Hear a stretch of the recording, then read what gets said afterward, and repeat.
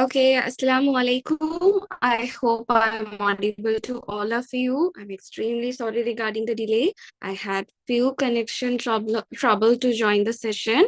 But anyways, thank you for your patience. Thanks for waiting. And this means a lot, right? Anyways, so today we have to get started with the Unit 24 and Unit 25. So Unit 24 and Unit 25 is one of the important lessons for your third term. If you are a student and if you are going to face your third term, like let's say now this is your second term, so most probably this you are supposed to have completed your second term lessons before August, so you are supposed to complete. So almost in our class we have completed our second term lesson. Right now we are in our third term lesson in Islam. So this lesson is one of the important lesson for your third term grade 11 as well as O-level paper. Why? Because most of the time the advanced part of this lesson we will be learning in grade 11. In grade 10, advanced part of this, like you will be learning about earning part 1, economy. You will be studying in all the ways related to the business in Islam. Okay. So one of the important part is Unit 24 and 25. Every year you used to get a question out of these two lessons. So that's the main reason we are supposed to have our free session. And I hope you might have received the short note, right? So I have provided you a short note where you can just grab only the important points out of those lesson. So important things, and I have given you a colorful short note there so that you will be able to download and you can have an idea about the lesson. So today we will be learning about the Unit 24. I hope we will get started right now. Right. So let's talk about the Unit 24. It's about earning. It's about earning. So now let's talk about earning. So already in Unit 23, we have spoke why earning is important, because Allah does not like the people who are dependent on some people. Let's say, for example, now we all of us are depending right now. You guys are grade 10 students. You might be grade 11 student, but you still depend on your parents, right? You depend on your parents for food, for school fees, or whatever it is, you depend, right? But once after you come to a certain age, Allah wants you to be independent itself. Allah wants you to be independent because we are supposed to be independent. We have to be self-sufficient. We should try to make things by ourselves. So this is what is encouraged in Islam. So in Islam, to be independent, we need to earn. We need to earn. So we are going to learn about earning in detail. So under that, we studied in Unit 23, there are two ways of earning that is done during the times of prophets. So they did agriculture, they did the industries, like they was going through, like they was collecting iron. We will say the metals. We can say there was introduction of metal.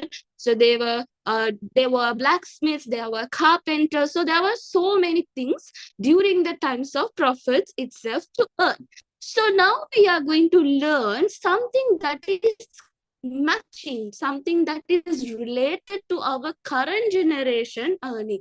So the current generation earning, you might have seen words like entrepreneurs. We say businessman. We say like what? The businesswoman. So we used to say such word. Nowadays, some people, they start their own business. So if you have a own business, let's say, for example, you are owning a good, or let's say you are owning something and you are selling them and getting a profit, we call these as what? Trading. So today, under the earning, we are going to study about what? We are going to study about trading. So you have studied it. You already know what is trading in business studies. So before you come to the Islam lesson, in grade 10 business studies and accounting, you have studied what?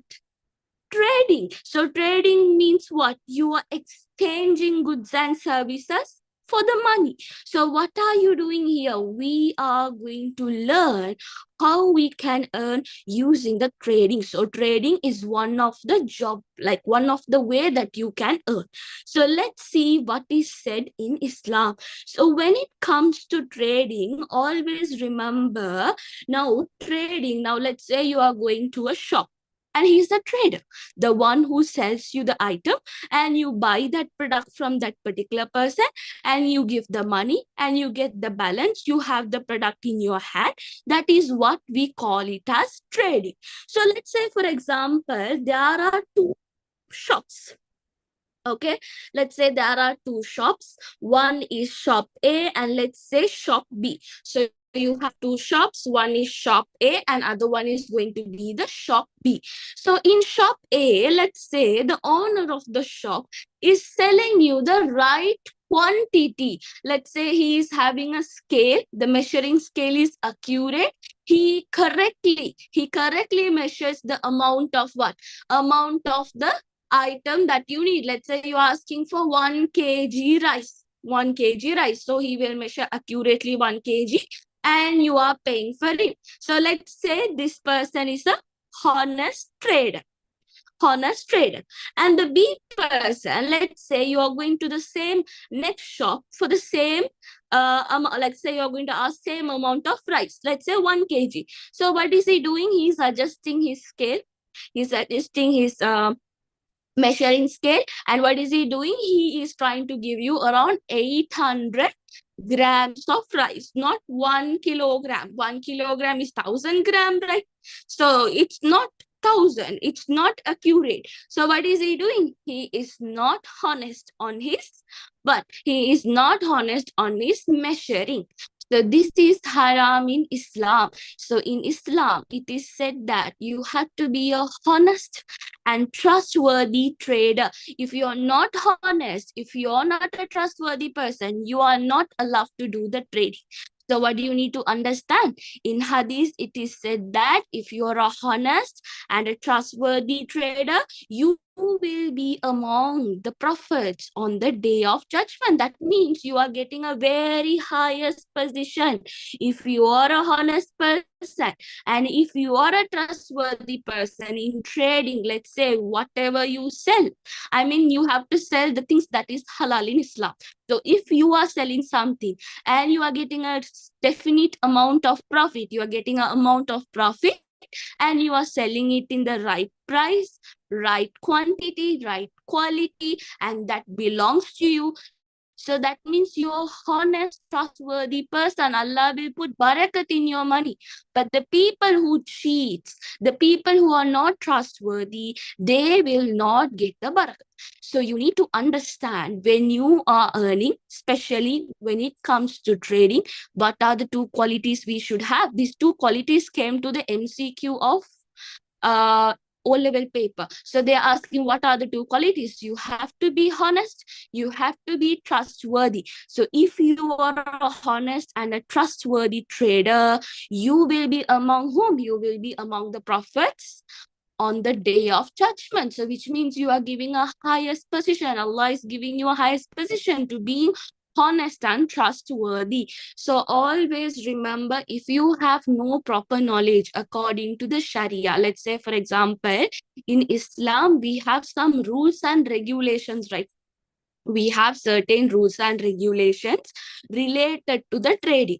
So let's say if I don't know anything about trading and if I started doing the trading and say by mistakenly, if I am breaking the rules of Islam, I am not supposed to do the trading. So this is what said by Umar radiallahu anhu. So Umar radiallahu anhu, he made something compulsory. Let's say, for example, to do A level, you will say, now all your teachers and everyone says, right, to do A level, you must learn O level. Without O level, can you do A level? No, you are not supposed to do that. You are not allowed because you are not qualified. You have no idea in the basic lessons. So, same like that, Umar radiallahu anhu, he insisted, he said, compulsorily, you have to learn the halal way of trading. You have to learn what? Halal way of learning. Let's say if you didn't learn about trading, let's say it was not your mistake, what are you doing? Unintentionally, you might do haram. For that reason only, in Islam, it is made to learn about trading in halal way is very compulsory. It is a must. You do this one, then only you can get into that particular work. So this is farl. This is a farl in Islam. So in Islam, you should have the complete knowledge of business, like how to earn money without interest, without halal income. So you have to know how are you going to tackle with the business. So you should have the idea on how to do the trading. So that is a compulsory process. Clear with that? Got the idea?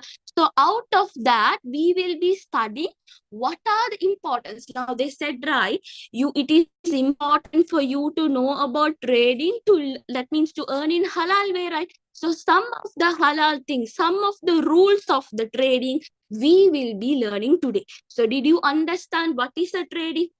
Did you understand what is a trading? So I told you that trading means what? You are exchanging goods and services for money.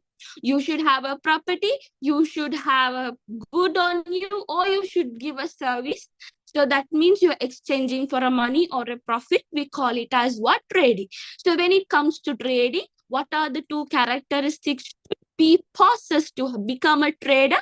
Honesty as well as trustworthy. So if you have the honesty, if you have the trustworthy, where you will be entering, you will be among the prophets on the day of judgment. And also what is compulsory? If you want to become a trader, you have to what?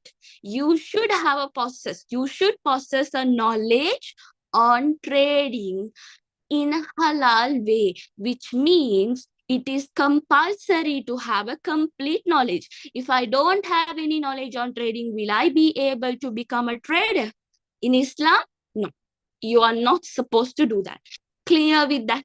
Got the idea? So right now, you are going to learn about what? You are going to learn about some of the rules in the trading. You are going to learn some of the rules in the trading. So let's learn about the rules before that. Are you clear with that? You know why I'm repeating the things what I told you, because I don't want you to by heart Islam. You have to understand, this is a simple thing, okay? Yeah, okay. If you wanted to pray, you can pray. For those who have been waiting long, y'all can pray and come. Y'all can pray Maghrib and come. It's fine. Right. Okay. So look here.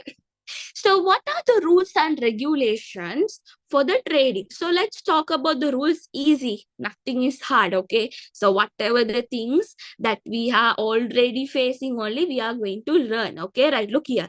So rules and regulations of trading. The first rule is, now what is the first rule? There should be a buyer. There should be a buyer. Same like business studies. There should be someone to buy. And there should be a seller. There should be a seller. So what is the first rule? A buyer and a seller is a must when we are doing a trading. Next thing, what is the next thing? The article of the seller.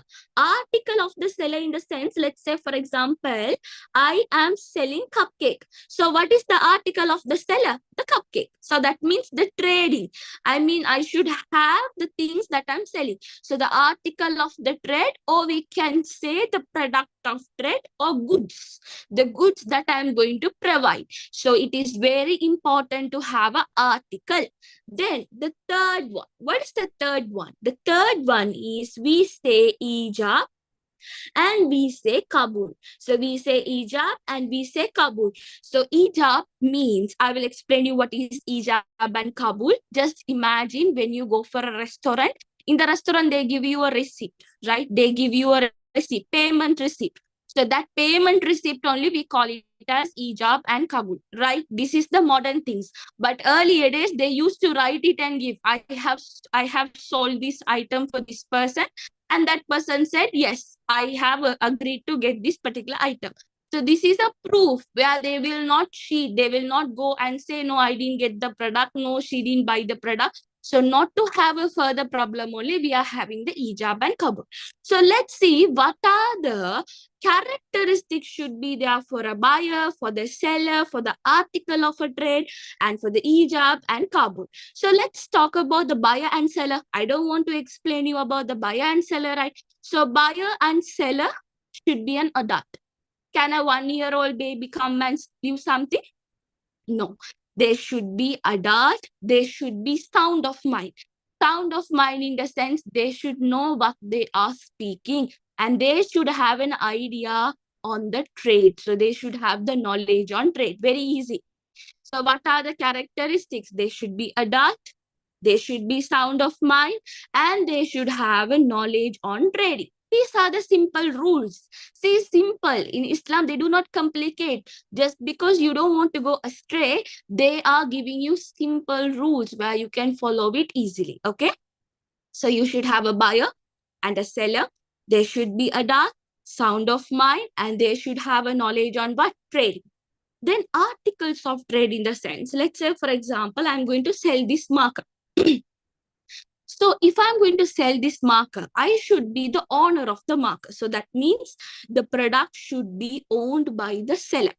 The product has to be owned by the seller. And also, let's say if I have already used this marker, can I sell this marker? Can I sell this marker? Isn't it haram? If I have already used this marker and I'm giving for a good price, that's haram. So what you have to do, you have to give in good condition. The marker has to be in good condition, and marker should be in my hand. That means the amount, the product has to be in my hand. It should be stock in hand. And also it should be a useful product. That means I can't sell you alcohol just because I'm doing the trading well. Can I sell alcohol to you? Can I sell it? No, I cannot sell. So alcohol will kill you. You know, alcohol, when you drink for a long period of time, you will lose your kidney. You will be having all the kind of diseases. So remember, when it comes to the article of the trade, the first thing is it should be owned by the seller. It should be in good condition. It should be in my hand. It should stock in my hand. And finally, it should be a useful product. So can I sell marker? Yes, it is useful. We are used to write it. Can I sell cupcake? Yes, it is useful. It is useful for the people. They will eat and they will get satisfied. So you have to sell something that will be useful in Islam. So this is a very important rule. Then come to the ijab and qabul. So when it comes to ijab, let's say, for example, earlier days, ijab means, let's say this is the seller. This person is the seller. And let's say this is the buyer. This is the buyer. So if the seller is giving a declaration, so declaration in the sense, he will take a piece of paper and he will say, I have sold this black marker to this person. So that is, he's confirming that he has sold out. Okay, and then qabul in the sense, the buyer is accepting. He is accepting. What is he accepting? He's saying that, yes, I have bought the article. In simple ways, we call this as payment receipt. We can call this as what? Payment receipt. So payment receipt in the sense, you will pay the money, the person will confirm in the electronic media, he will confirm and he will print it and give it to you. So this is what ijab and qabul. So ijab is done by the seller, qabul is agreed by the buyer. So you have to know both of them. Clear with that?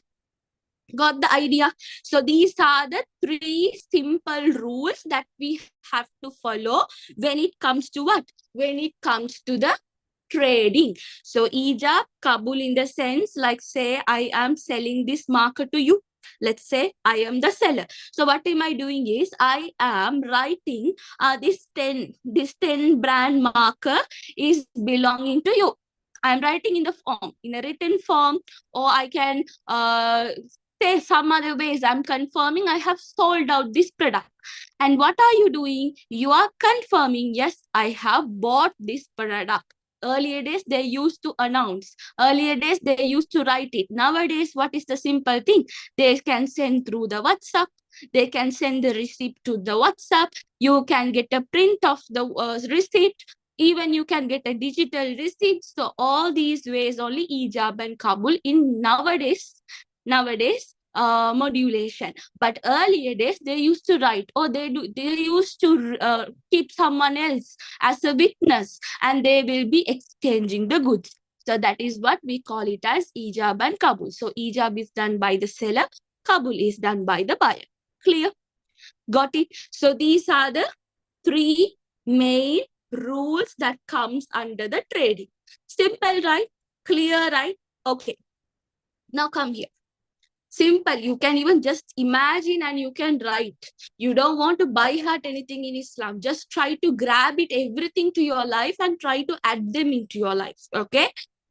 Right. Now we are going to study what are the things that is prohibited in trading. What are the things like when you are doing a trading? So what are the prohibition? What are the prohibited things? So let's see what are the prohibited things that is bad in trading. So prohibited in the sense, however, you know that is not allowed in Islam. So the first thing is, let's say I'm telling this, okay, let's say I'm selling this duster to you. I'm saying, Wallahi, this duster will be working for 5 years. Unnecessarily, I'm swearing. Very bad in Islam.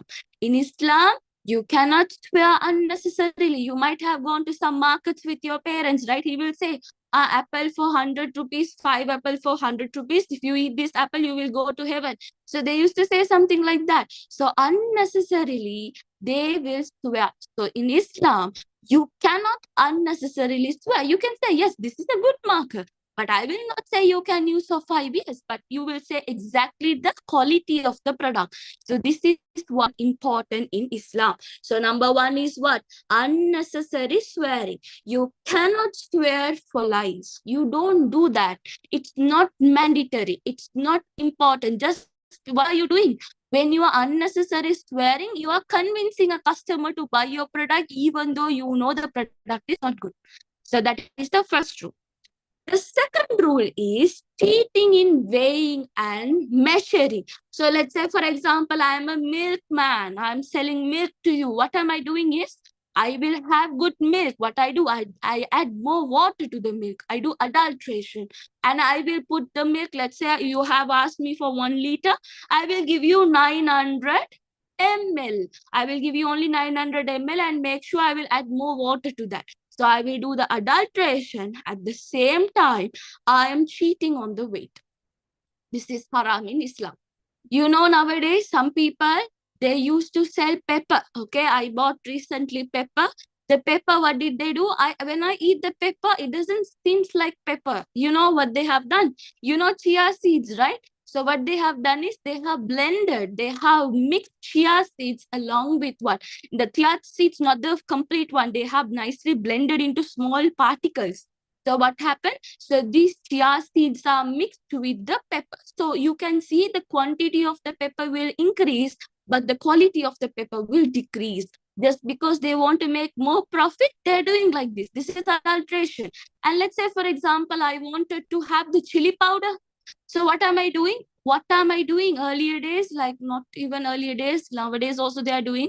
Now, some people, they say, right, buy this chili powder brand is good. But if you try to buy chili powder in local, they will put brick. You know the red brick, right?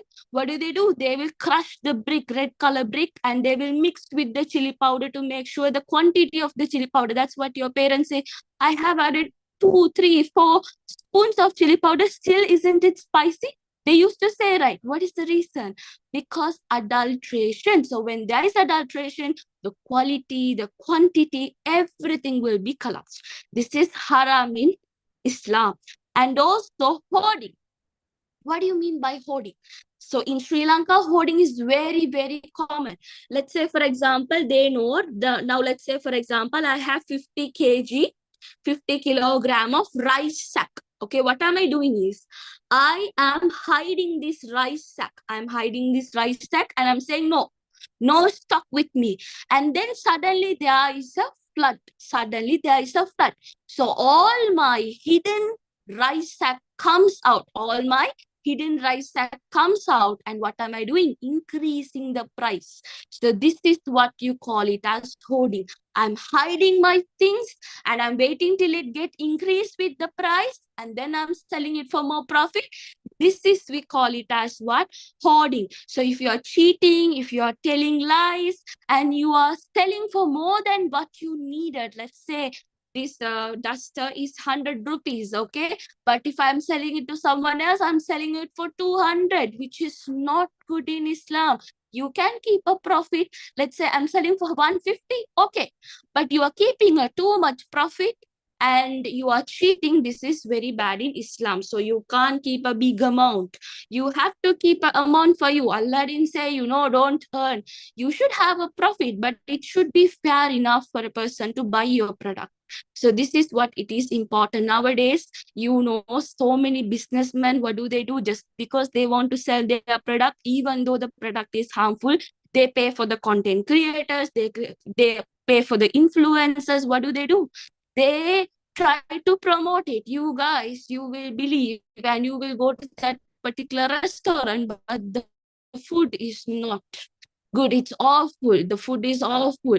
But what can you say about those content creators? Just because they got money, they got paid, they will tell you lies. So you believe and you go. So that is also haram in Islam.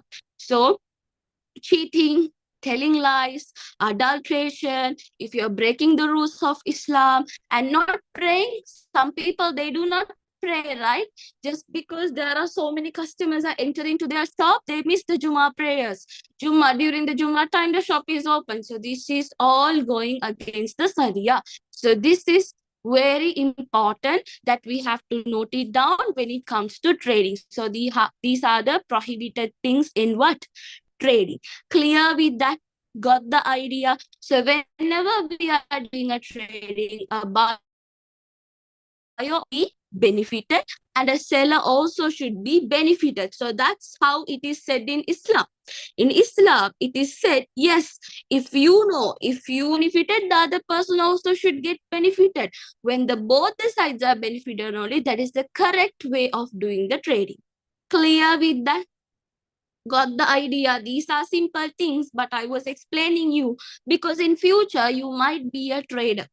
In future, you can start up your own business just after your O-level. You may start your own business, own bakery, own whatever the craft items or whatever. You can start up your own, but you have to remember how you have to place the prices, not to cheat, how to have a proper way of trading. So these all are simple things. These all are simple things. You have to keep it in your mind. Nothing is to by heart, right? Clear with that? So this is one way of earning. So already we studied about what? We studied about trading and we got to know about trading. Are you clear with the trading? Are you clear with the trading? So right now we have to study about how can we earn by services. Now we studied about trading, we got to know about trading, some rules and regulation, some prohibition related to the trading part is over. Now we have to study about services. What are the services that is present and what are the services that we are allowed to do, right? Let's talk about the services. So when you talk about services, by doing services, we can earn. Some people, they might not be good in what? They might not good in trading, but Allah has given them some other ways of earning. That is one way is services. So let's say, for example, this is you, and if you are working under someone, let's say you working under someone for the salary. If you are a person, if you're working under someone for salary, we call this service as a job. We call this service as a job. And let's say this you have the skills, you have what? You have the skills, you have the knowledge, you have the talent to bring out a product, or let's say you have the skills, knowledge, talent, and everything to make your own cake. You know to make a cake. You know to stitch a cloth. Let's say you know to apply makeup. Nowadays, the makeup is the highest paid salary in the industry, right? So you know to do these things. We call these as wealth. We call these as Well, so when it comes to job, there are two types of job that we have in this generation. One, we have the intellectual job. Intellectual job means we used to use our brain. Let's say we will use our knowledge, or we will invest our knowledge. We will invest our knowledge to earn, especially teachers, accountant. So these all will intellectual oriented job. Then physical oriented job, like what? We have employees. They will invest their what? Skills. They will invest their physically, they will invest their body. So that is, we call it as like securities, employees, laborers, the people who work at your home, the people who work at your school. I mean, physically, without using their knowledge, if they're doing something, we call it as what? Physical oriented job. And remember, in Islam, Allah does not measure you by job. Just because you are a teacher, just because there is a person who is a security, Allah does not differentiate between the person. Allah always sees, how are you working? Are you honest to your work? So no job can define you. Okay, remember, no job can define you. Just because that person is working as a security, you cannot compare. You cannot, what do you say? You cannot bring that person into the table. So Allah does not see the classes. He doesn't see what job are you doing. He only sees your heart. Remember that. So Islam recognizes, accepts any kind of job that is related to halal. So security is also halal job. You are being an employee for the work also, that is also halal job. So always remember, each and every one of us are blessed with different things. Like, I can't copy what you are doing. I can't copy what others are doing. I have to find my own skill. I have to find my work. So always remember, if I can identify my skill, if I can invest on my skill, if I know what I know, I can do it, then definitely I can start up a business. Every one of us are blessed. So remember, every one of us are blessed with different skills. So we have to know, how are we supposed to earn? So how are we supposed to identify? Because Allah has given all of them with the gifted skill. So it is in your hand to find it. Did you understand? So you cannot work for the sake of fame. Some people, they working for the sake of fame, just because they wanted to increase their wealth, and just because they wanted to do something, they are doing it. So no, you have to identify your skill, you have to invest in your skill, you have to start up your own way of earning. So this is what encouraged in Islam. And there is a hadith. Okay, there is a hadith. You have to know hadiths, huh? You have to know hadiths. So in this hadith, what is said is, there was a person called Abu Dharr radiallahu anhu. So there was a person, his name is Abu Dharr radiallahu anhu. So this Abu Dharr radiallahu anhu is a weak person. Okay, he's a weak person, and he is not that he is not that capable of being a leader. One day, Abu Dharr radiallahu anhu came to Prophet. He came upon Prophet. Give me a minute.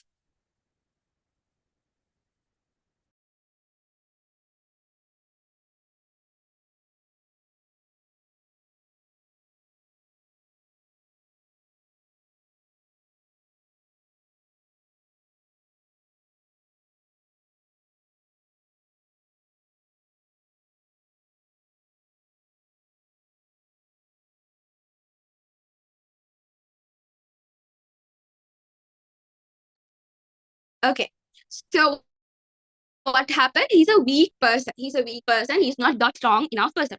So what did he do? He came to Prophet sallallahu alaihi wasallam, and he was saying, Prophet, make me a leader. Prophet, make me a leader. Then Prophet said that you are a weak person. You are a weak person.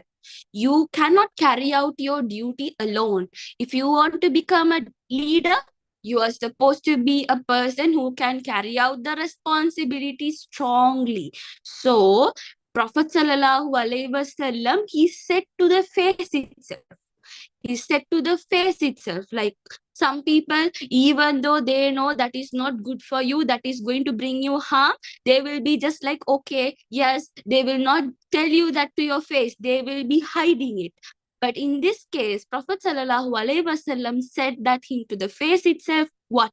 He cannot carry out the duty. It's a great responsibility. In case Prophet Sallallahu Alaihi Wasallam gave that responsibility as a leader, in case if Abu Dharr radiallahu anhu, if that person cannot fulfill it, end of the day, Abu Dharr radiallahu has to face the what? Face the problem, the loss in day of judgment. He has to face the loss in day of judgment. So what did he do? He protected. Holy Prophet Sallallahu Alaihi Wasallam, he indirectly protected the Abu Dharr radiallahu anhu. So what is this says? What is this hadith is saying? This hadith says that if you are capable of something, you will definitely get what you wanted to do.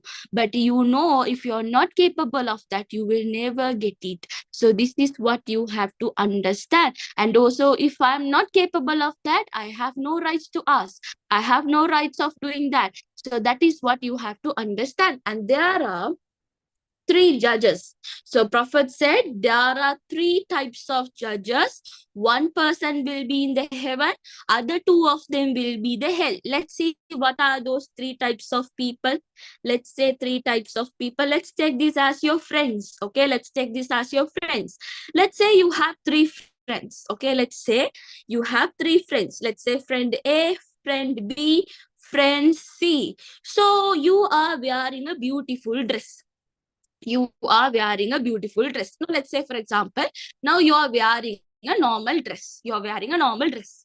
Now, let's say your friend A is saying the truth. She's saying you the truth. No, this is not good color. This is not a good color for you. This is not a good color for you. And she or he is saying, no, this is not suitable for you. She's telling the truth. So the one who will be in the heaven is one who knows the truth and judging accordingly will be in the heaven. And let's say, for example, the other person is knows the truth, but just to be your best friend says, no, it's okay, that's really nice on you, for lies, convincing you to be that is misjudged person. That person knows the truth. And what is he doing? He's misjudging you. He's not telling you what is it about. He's not telling.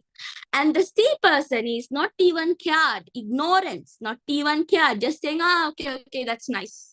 Okay, that's nice. So the person who knows the truth and misjudge, the person who judge you with ignorance will be in the hell.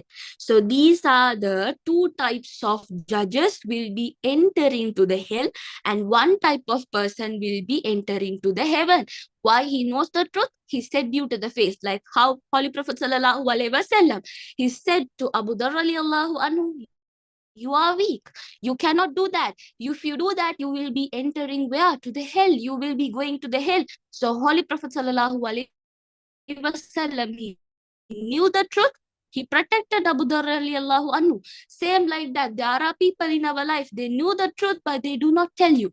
They do not guide you. End of the day, you will be in trouble. So this is why it is very important for us to know about these types of people. Clear with that? Got the idea? Understood?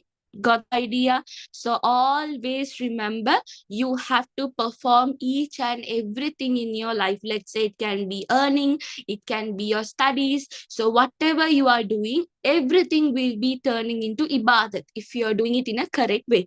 So this is what you have to understand. Clear? Understood? Got the idea with the lesson 24? So we have to study 1 hadith. We have to study about 1 hadith. We have to study about 3 types of judges. We studied about the services. We studied about the trading. We studied about the rules of trading. And what are the 2 characteristics that Allah is requiring for a trader. We studied about it. And we know trading is compulsory. Before we come into trading, we are supposed to learn about it. So these are the important things that comes under the lesson 24. Right. I hope you are clear with that. Before we go to the lesson 25, it's about marriage. We have to talk about marriage, right? Great. Okay, so listen to me. Now we are going to study about what? We are going to study about marriage.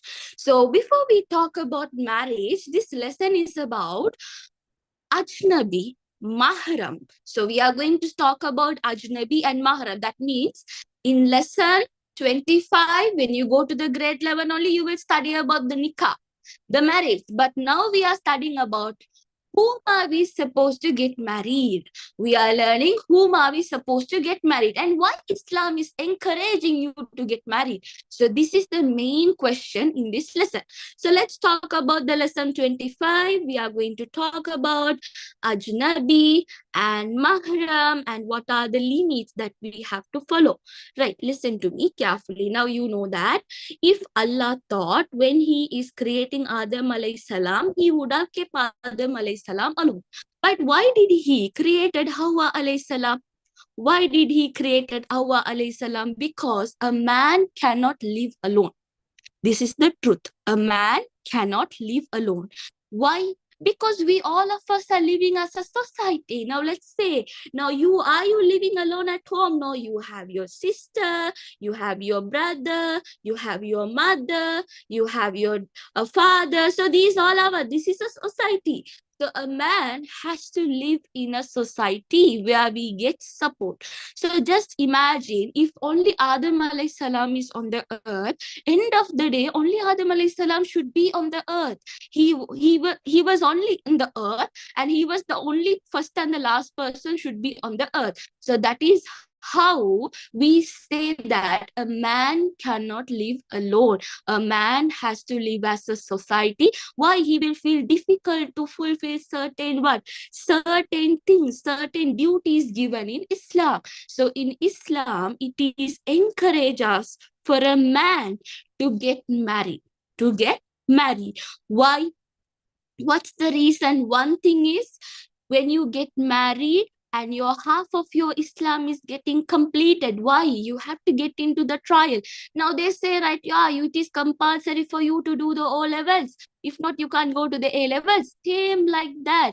If you wanted to enter to the paradise, yes, you have to get married. Why? You have to get into the trial. You should know how you are facing the challenges when you get married, when you have kids, when you have your grandchildren. So this is a test in Islam.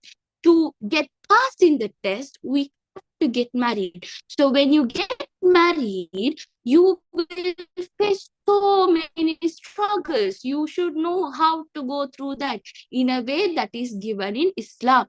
So in Islam, a man cannot live alone.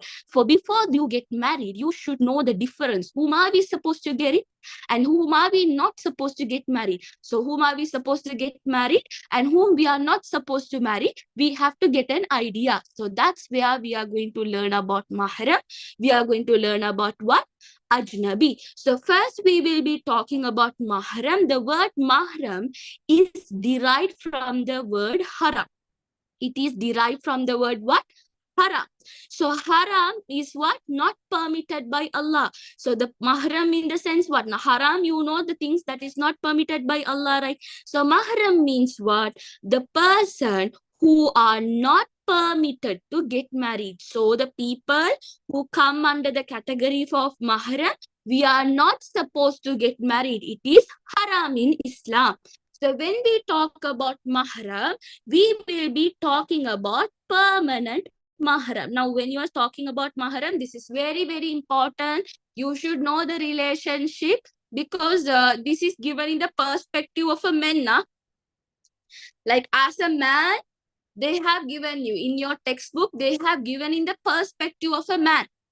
Like you cannot get married to this person, that person. So if you wanted, let's say you are a girl, and if you wanted to see it in the perspective of a girl, you have to change the gender. But in your Islam book, they have given in the perspective of a man. So just imagine you as a man. As a man, you are not supposed to get married to these type of people. Okay. So when it comes to permanent mahram, there are 3 categories of permanent mahram. 3 categories. Let's say your blood relation. So whoever the people who is belonging to your blood relation, you cannot get married. And the B part, you get a relationship through the breastfeeding. So let's say, for example, when you were small, there was a lady who breastfed you. Maybe your mother was not able to breastfeed you, but there was a lady who breastfed you. She is also similar to your mother. So whatever the relationship that comes from her is going to be a mahram. So we can say what? Relationship through breastfeeding. So relationship through breastfeeding is a mahram. And what is the third one? Third one is relationship through the marriage. You are getting married to a woman. From the woman's side, from the girl's side, we will see what are the mahram things. What are the things? Who are the people who is mahram to you?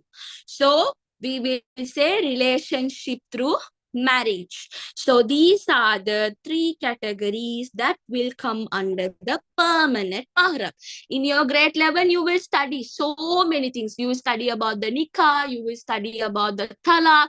But here the foundation, grade 10, you are studying the foundation of that lesson. You are learning the first part of that lesson. You are studying whom are we supposed to get married, and who are the people we are not supposed to get married. So these things we are learning at the beginning, right? So under permanent mahram, who are the three categories? Blood relation, relationship through breastfeeding, relationship through marriage. So right now I am going to say you who are the people we cannot get married. Who are the people through the blood relation we cannot get married. It's easy, nothing to by heart. Just think as a perspective of a man. Let's say if you're a man. Now you're a man. So if you're a man, whom are you not supposed to get married according to your blood relation? Like the first thing you cannot get married is your mother. You cannot get married to your mother. Okay. And just think about the lineage or the lineage of your mother. Mother's sister. You cannot get married to what? Mother, grandmother. We can say mother's mother. You cannot get married to your grandmother. Then, can you get married to your daughter? Daughter is also your blood. So you cannot get married to your daughter. Can you get married to your daughter's daughter? Which means it should be your what? Granddaughter. You cannot get married to your granddaughter. It's easy. So whom you cannot get married? Mother, grandmother, daughter, granddaughter. Then what can we say? Let's say you have a son. Your son has a daughter. So she is also coming under granddaughter. You have a son. If your son is also having a daughter, that is also granddaughter, you cannot get married to her. Then come to your sister. You have a sister. You cannot get married to your sister. Your sister, that means let's say if you're talking about your sister, and let's say your mother is also having a sister.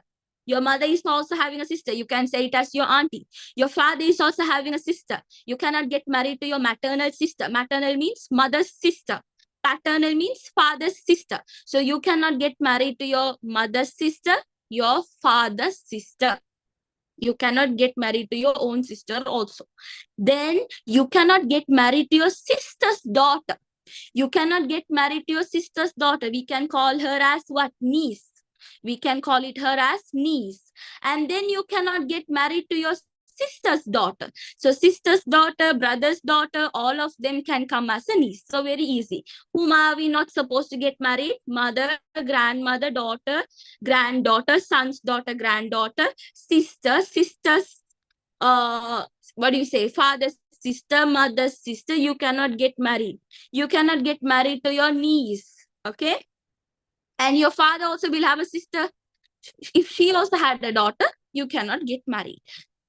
So these are the things you have to remember through the blood relation. Clear? Nothing is to by heart. Just think your surrounding.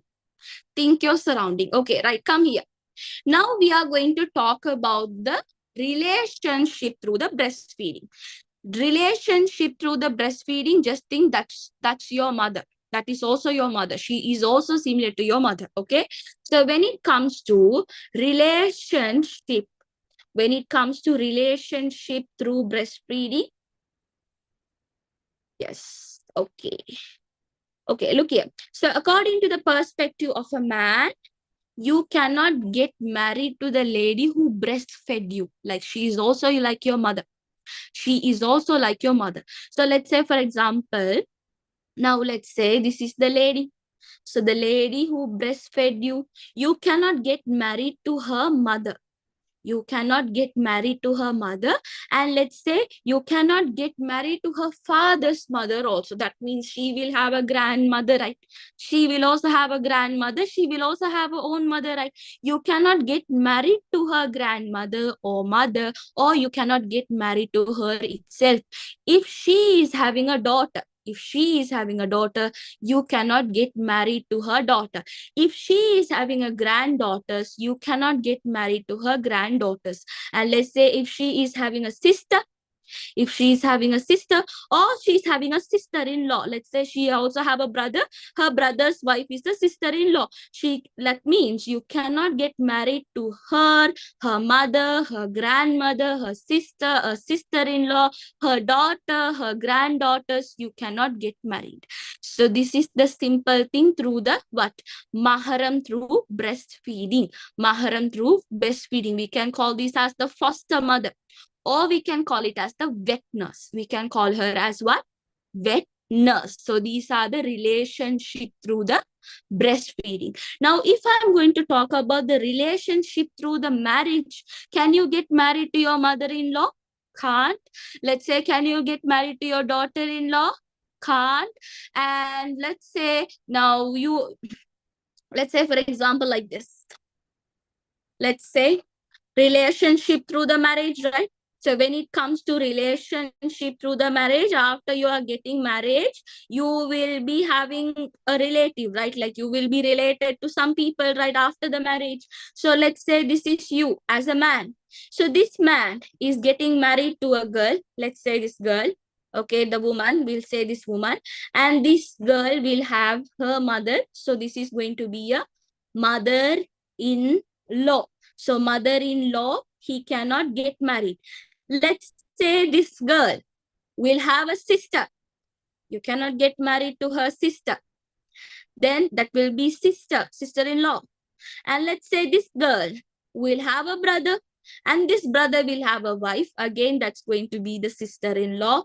And let's say this man is having a boy. Let's say this boy is a very, very, very older boy, and he also got married to a girl. So this is daughter-in-law. Daughter-in-law.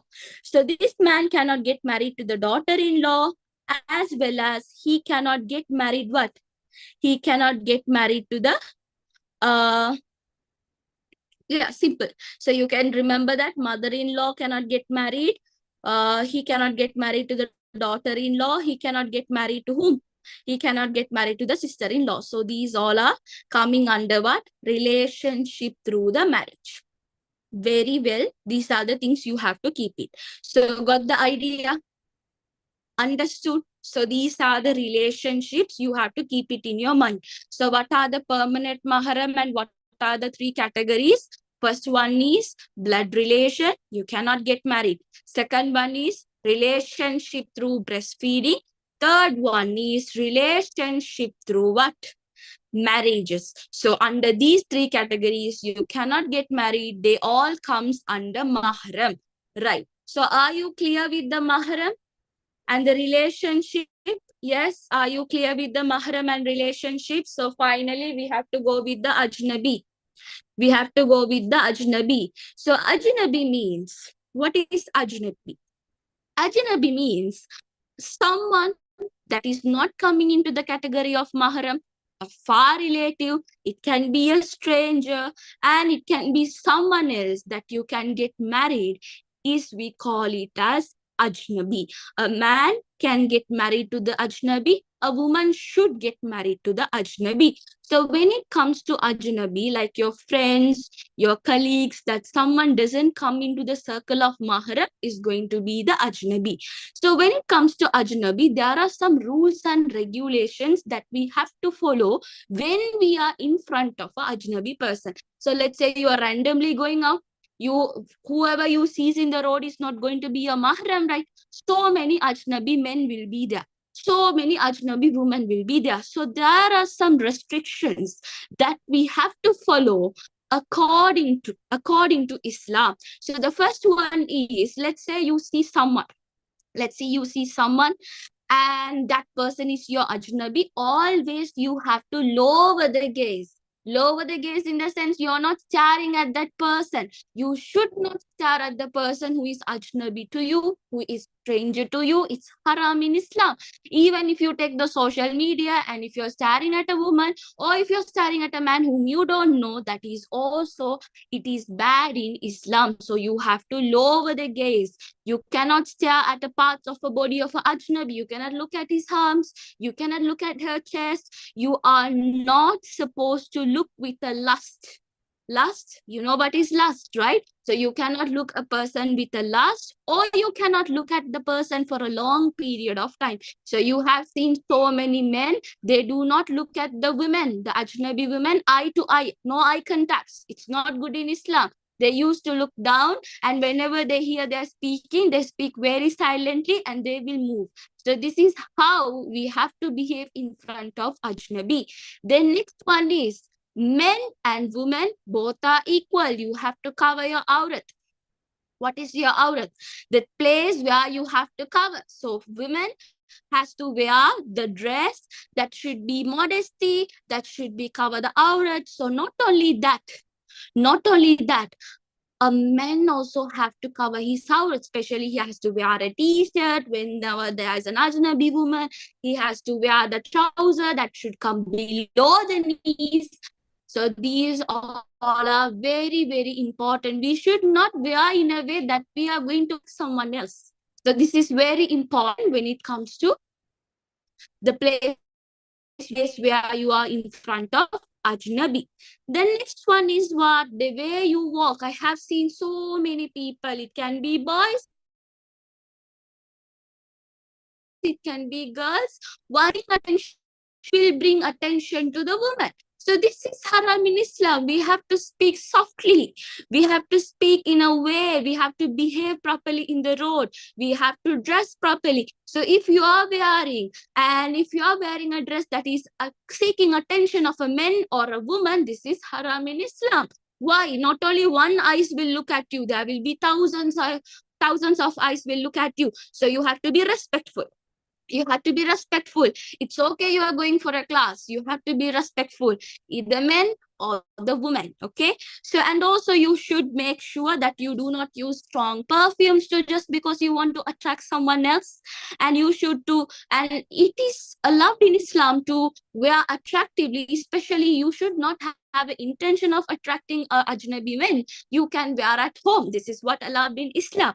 And also you should avoid behaving in a bad way in a public places. So you should be in a place where it will say, okay, this girl is a very respectful girl and this boy is a very respectful boy. He doesn't look at any girls. So you have to behave in that way because Allah is protecting you indirectly. Clear with that? And finally, ajnabi men and women should not stay alone. So there should not be a situation where ajnabi men and women in a alone place. So if you are alone, what will happen? There will be shaitan saying, do this, do that. And finally, you end up doing something else, and which will be a very big problem and which will be a very big issue in your life.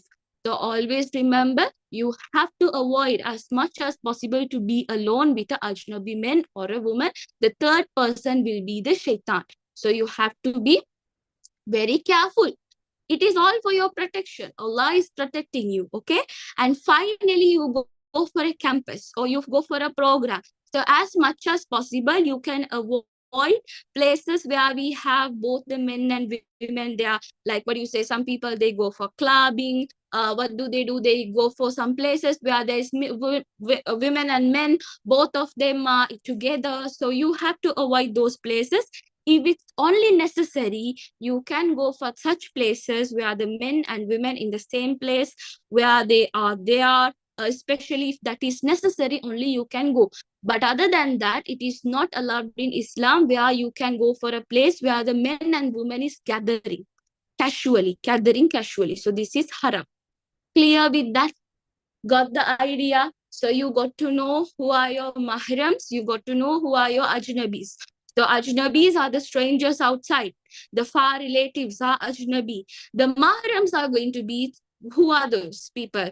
Through the blood relation, through the breastfeeding, through the marriage. These are the people will be considered as what? Considered as the mahrams. Clear with that? Got the idea? Understood? Right. So that's it about the lesson today. So we completed lesson 24 and we completed lesson 25. So I hope you might have received the short note also, right? So usually in my class, I do not get paid. Okay. So I'm not a person who get paid for the monthly classes. The only thing is for the material. So if you are a person who wants to complete your Islam syllabus, grade 10 and 11 or only grade 10, you can join our classes. So the classes will be like this. For a day, we will be completing 2 lessons. So almost we are about to complete the syllabus for grade 10 and 11. And if you are joining, you should only do the one-time payment for the class. If you are joining only grade 10, you have to pay 2,500. Or if you're only joining only grade 11, if you have a way of completing grade 10 and you wanted to learn only grade 11, you can pay only 2,500 for the whole year. It's going to be completely free. Like you will have the live classes, recordings are given, past recordings are given.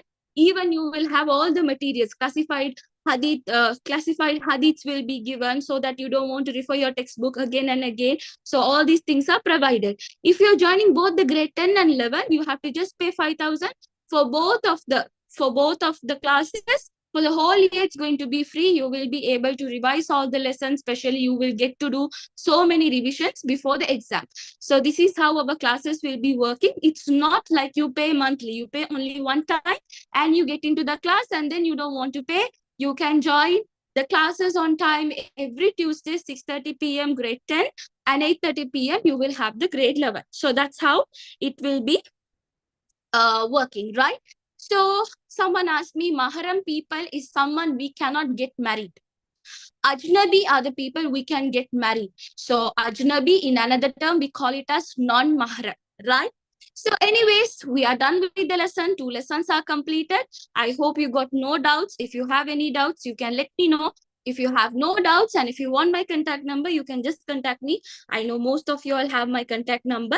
So if you wanted to have a discussion regarding the class, definitely you can contact me to this number, okay? So then have a good day. Take care and Assalamu alaikum. And see you in the next class.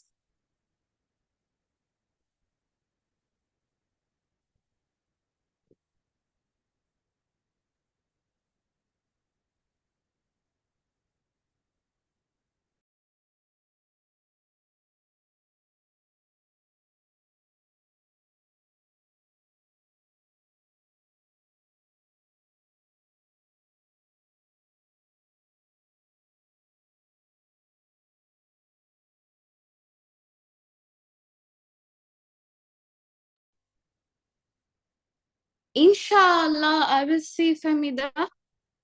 I will see that and I'll update you if you're in my contact. I mean, like if you're in my contact, if you're already saved in, then you will get to know if we have any other webinars in Islam. So inshallah, if there is one, we'll definitely share all the posters to everyone. Okay, thanks for asking regarding that.